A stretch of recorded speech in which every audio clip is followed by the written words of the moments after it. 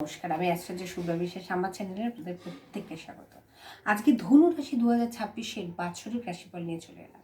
কেমন যাবে ধনু রাশির এই 2026 সাল, কেমন যাবে তাদের কর্ম, ব্যবসা, শিক্ষা, স্বাস্থ্য, অর্থ, পরিবার, এক এক করে আমি বলবো। ভিডিওটা স্কিপ করবেন না। অবশ্যই ভিডিও শেষে আপনাদের এই বছরের লাকি কালার, লাকি নাম্বার অবশ্যই বলে দেবো। প্রথমে আসছে আপনাদের পারিবারিক জীবন নিয়ে। দেখুন, পারিবারিক জীবন বলতে গেলে চতুর্থ ঘরে কিন্তু শনি অবস্থান করবে। চতুর্থ ঘর পরিবারের ঘর, একটা বাড়ির ঘর। তো ঘরের জায়গাটা কিন্তু চতুর্থ ঘর। চতুর্থ ঘরে কিন্তু শনির অবস্থান থাকা মানে পারিবারিক দিক থেকে একটা সমস্যা অবশ্যই এই সময়টা থাকতে পারে। তো সেই জায়গাটা জুনের অবধি টাইমটা কিন্তু আপনার ঠিকঠাক, সেই টাইমে কিন্তু কোনো সমস্যা হচ্ছে না। জুনের পরের যে সময়টা আসছে সেই সময়টা কিন্তু একটু প্রতিকূল। সেই জায়গাটা কিন্তু আপনাকে বুঝতে হবে, ঠিক আছে? তো আপনাকে খুব বুদ্ধি করে চলতে হবে। এই সময় কোনো বিবাদ হলে কোনো বিবাদে জড়াবেন না, মাথা ঠান্ডা করে চলবেন, বুঝে শুনে কথা বলবেন। একটা কথাও কিন্তু মানুষের জীবনে একটা বড় জিনিস। তো কথার মাধ্যমে একটা সমস্যা তৈরিও হতে পারে, এই কথার মাধ্যমে একটা সমস্যা শেষ হয়ে যেতে পারে। তো ডিপেন্ডস অন ইউর ওয়ার্ডস, আপনি কি ওয়ার্ডস ইউজ করছেন। সেকেন্ড আসছে শিক্ষা। শিক্ষার ক্ষেত্রে আমি বলবো বছরের প্রথমার্ধটা কিন্তু খুব ভালো। মানে জুন অবধি আপনি কিন্তু যে কোনো জিনিস অ্যাপ্লাই করুন। বাইরে যাওয়ার জন্য অ্যাপ্লাই করছেন, বাইরে গিয়ে পড়ার জন্য অ্যাপ্লাই করছেন, যে কোনো পরীক্ষা হলে সেটার জন্য পারফরমেন্স আপনার ভালো হবে। পরীক্ষার রেজাল্ট এই টাইমে বেরোলে তার রেজাল্ট ভালো হবে। তো এই প্রথমার্ধটা মানে মিড ইয়ার পর্যন্ত আপনার সময়টা খুবই ভালো। কিন্তু যখনই জুনটা অতিক্রম করছে ওই টাইমটা আপনাকে একটু বুঝে একটু সচেতনতার সঙ্গে চলতে হবে, তাহলে আপনি অতিক্রান্ত করতে পারবেন। এরপরে হচ্ছে কর্ম এবং ব্যবসা। দেখুন, কর্মের ক্ষেত্রে বলতে গেলে সপ্তমভাবে বৃহস্পতির প্রভাব কিন্তু এই সময় থাকবে, এবং সপ্তমভাবে বৃহস্পতির প্রভাব থাকায় কর্ম এবং ব্যবসা দুটোতেই কিন্তু উন্নতি অবশ্যই আছে।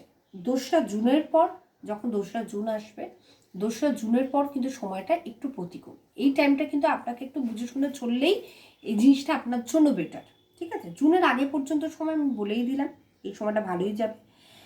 জুনের পরও আমি বলতে পারি যে ব্যবসার দিকেও কিন্তু একটু আপস অ্যান্ড ডাউন যাবে। আপনাকে খুব বুঝে শুনে চলতে হবে এই টাইমে।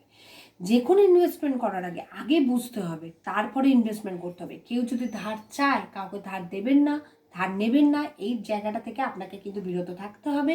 কোনো কিছু ইনভেস্টমেন্ট, লং ইনভেস্টমেন্ট করলেও আপনাকে বুঝে করতে হবে, ঠিক আছে? এরপর আসছে অর্থ। দেখুন, অর্থের ক্ষেত্রে কিন্তু বছরের যে প্রথমার্ধ এই সময় কিন্তু একাদশভাবে কে বসে থাকবে? বৃহস্পতি। একাদশ ভাব আমরা কাকে বুঝি? আয়ের ভাব। বৃহস্পতি যখন একাদশ স্থানে বসে থাকে, সে বসে থাকা মানেই তো আপনার আয়ের ভাবটা আপনার স্ট্রং হচ্ছে।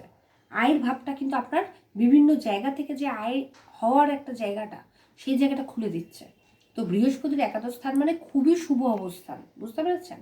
এর ফলে কিন্তু আর্থিক দিক আপনার খুবই স্ট্রং হবে। এটা বছরের প্রথমার্ধটা বললাম। প্রেমের ক্ষেত্রে যদি আমি বলি, প্রেমের ক্ষেত্রে কিন্তু জুন অবধি প্রেমের সম্পর্কও কিন্তু স্থিতিশীলতাই থাকবে, কোনো প্রবলেম এই টাইমে হবে না। জুনের পরের টাইমটা কিন্তু আপনাকে একটু বুঝে এবং সচেতনতার সঙ্গে কিন্তু চলতে হবে, জুনের পরের টাইমটা। এরপরে আসছে বৈবাহিক জীবন। বৈবাহিক জীবনের ক্ষেত্রে সেম কথা, জুন অবধি টাইমটা ভালো। কোনো রকম সমস্যা নেই, আপনি যে কোনো জায়গায় ঘুরতে যাওয়া বলুন, যে কোনো কিছু করতে পারেন, একসঙ্গে মিলেও কোনো বিজনেস করতে পারলেন, মানে সব কিছুর ক্ষেত্রেই কিন্তু এই বৈবাহিক জীবন মানে ওভারঅল কিন্তু ফ্যামিলি লাইফ বা ম্যারিড লাইফ এই টাইমটা কিন্তু ভালো। স্বাস্থ্যের ক্ষেত্রে বলতে গেলে 2রা জুন অবধি স্বাস্থ্যের ক্ষেত্রে কিন্তু উন্নতিকর পরিস্থিতি থাকবে। আপনার স্বাস্থ্য সুন্দর থাকবে, সুস্বাস্থ্যের অধিকারী হবেন আপনি। কিন্তু জুনের পরে টাইমটা কি হবে? বৃহস্পতি তখন চলে যাবে অষ্টম ঘরে। এর ফলে কি হবে?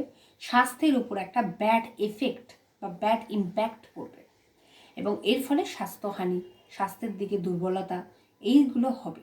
তো সেই জায়গাটা আমি বলবো, যারা অলরেডি অনেক ডিজিজে আক্রান্ত আছেন তাদেরকে কিন্তু এই সময়টা অবশ্যই বেশি বেশি করে প্রিকশন নিতে হবে। ডক্টরের সঙ্গে প্রতিটা মুহূর্তে কনসাল্ট করতে হবে, এবং প্রত্যেক মাসে পারলে চেক আপ করাতে হবে, তাহলেই কিন্তু আপনি ঠিক থাকবেন।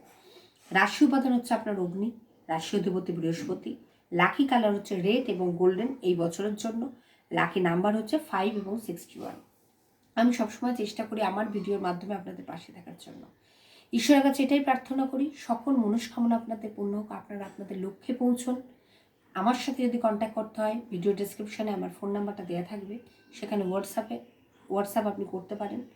তো আমি সবসময় চেষ্টা করব আপনাদের পাশে থাকার জন্য, এবং আমার ভিডিও যদি আপনাদের ভালো লাগে, চলার পথে সহায়ক হয়, অবশ্যই লাইক শেয়ার কমেন্ট করতে বলবেন না, সাবস্ক্রাইব করে দেবেন। প্রত্যেকটা ভিডিও নোটিফিকেশান প্রথমেই আপনাদের কাছে গিয়ে পৌঁছে। এই বলে আমার ভিডিও এখানে শেষ করলাম। নমস্কার।